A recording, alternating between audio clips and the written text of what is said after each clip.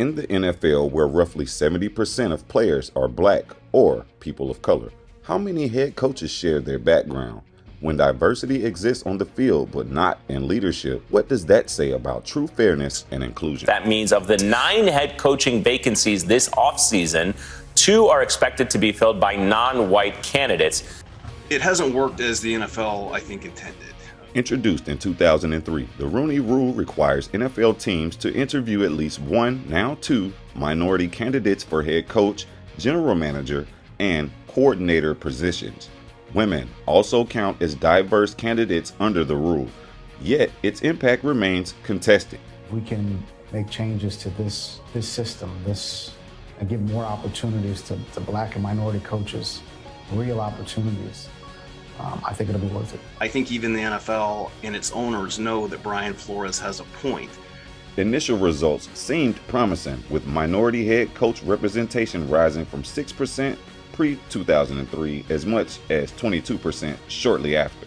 But progress has plateaued. By 2025, only 9 head coaches of color hold positions in a league of 32. Critics argue many interviews are superficial, compliance exercises rather than genuine opportunities. Media reports and studies reveal systemic bias still favors white candidates. The numbers just aren't there. I don't think my father would think these are the numbers we want. Former Miami Dolphins coach Brian Flores is suing the NFL. Flores says the New York Giants only interviewed him as a sham to comply with the Rooney Rule.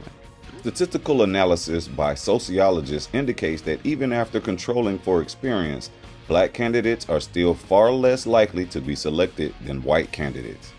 In the words of insiders, some feel like their interviews are just checking a box. Former executives have publicly criticized teams for going through the motions without intent. These leagues are African American or Hispanic, and there is no diversity at the head coaching level. So how is the NFL responding to the lack of diversity?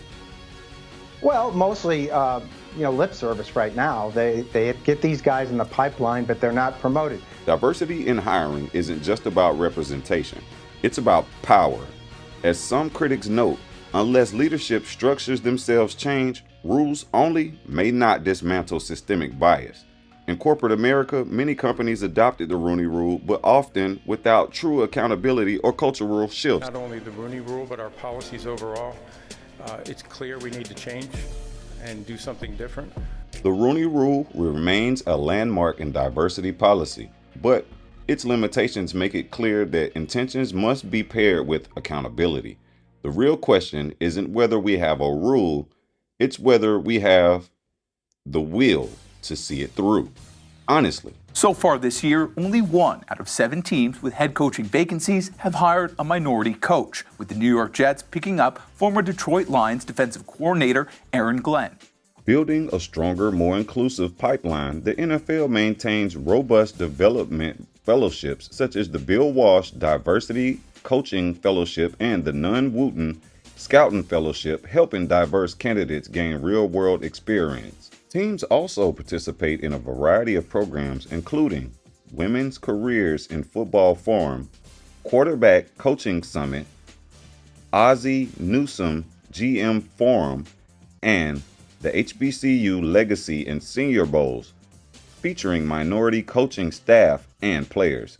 These programs deepen exposure, networking, and leadership development across football operations. Reimagining the Accelerator for Greater Impact, the Coach and Front Office Accelerator program designed to elevate minority leaders, will be paused for 2025 and reimagined for 2026.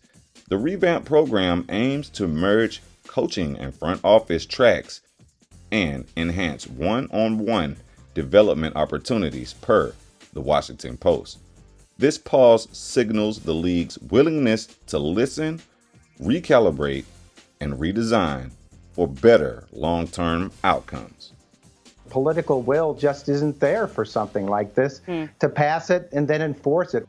Our journey to systemic bias can only begin when certain individuals give reconsideration to not only their views on race, but diversity and inclusion as a whole. I'm Charles Jones, reporting for Full Sail Live.